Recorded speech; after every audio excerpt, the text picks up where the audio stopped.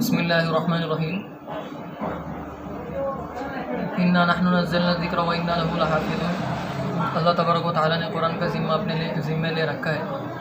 اور اس میں کوئی بھی رد و بدل نہیں کر سکتا، یہاں تک کہ آج 1400 سال ہو گئے لیکن اس میں کوئی زبر و زیر کی بھی تبدیلی نہیں ہوئی۔ تو یہ ذمہ اللہ تبارک و تعالیٰ نے لے رکھا ہے، لیکن بعض مستشرقین اور بعض اسلام دشمن لوگ قرآن میں نئے نئے اعتراضات کرتے رہتے ہیں، اور خاص کر مستشرق اسے کہتے ہیں جو عالم ہو لیکن مغرب کی تعلیمات سے متاثر ہو گیا ہو،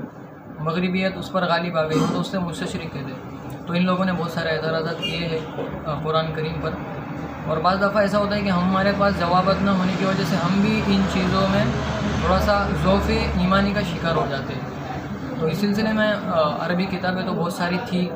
جیسے مناہل العرفان ہے علامہ زرقانی کی، اور البرہان فی علوم القرآن ہے علامہ زرکشی رحمۃ اللہ علیہ کی، اور علامہ سیوطی کے الاتقان فی علوم القرآن ہے۔ لیکن اردو میں اب تک کوئی کارنامہ نہیں تھا۔ ایک کارنامہ تھا البیان فی علوم القرآن علامہ عبداللہ حقانی رحمۃ اللہ علیہ کا، لیکن جیسے جیسے نظریات بدلتے گئے اور لوگوں کے جدید اعتراضات آتے گئے تو اس کے لیے ناکافی تھی یہ کتاب۔ تو مفتی تقی عثمانی صاحب مدظ اللہ العلی نے علوم القرآن یہ کتاب لکھی،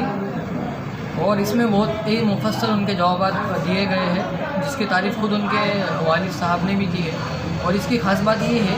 کہ اس میں جو مستشرقین کی کتابیں تھیں وہ تو انگلش میں لکھیں گے ظاہر بات ہے، تو ان کی کتابوں سے حوالے حضرت نے دیے ہیں، اور ان کی چند ایسی چیزیں ہیں جس کو وہ مانتے ہیں، لیکن جب وہی چیز اسلام میں آتی ہے تو وہ اس کا انکار کرتے ہیں۔ تو مفتی صاحب نے باقاعدہ بہت ہی اچھے طریقے سے اس کے جوابات دیے ہیں، اور وہی کے تعلق سے جو بھی ان کے اعتراضات تھے، اور اس کے تعلق سے اسباب نزول کے تعلق سے، حفاظت قرآن کے تعلق سے جتنے بھی اعتراضات کیے گئے تھے اس کے الحمدللہ انہوں نے بہت ہی تسلی بخش جوابات دیے ہیں۔ تو ہم کو چاہیے کہ یہ 4 کتابیں، یہ 5 کتابیں کہ الاتقان فی علوم القرآن علامہ سیوطی کی، اور علامہ زرکشی کی البرہان فی علوم القرآن، اور علامہ زرقانی کی مناہل العرفان، یہ 3 عربی کتابیں، اور اس کے علاوہ جو 2 کتابیں ہیں البیان فی علوم القرآن علامہ عبداللہ حقانی رحمۃ اللہ علیہ کی، اور ایک 5ویں کتاب جو مفتی تقی صاحب کی ہے جو بہت ہی مقبول ہوئی ہے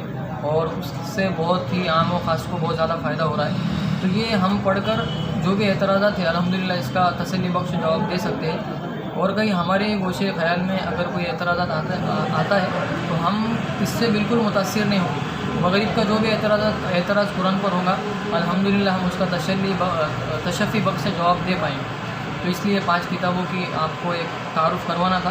اللہ تبارک و تعالیٰ ہم سب کو اسلام کی حفاظت کرنے کی توفیق عطا فرمائے، اور اس پر کیے جانے والے اعتراضات کا جواب دینے کی توفیق عطا فرمائے۔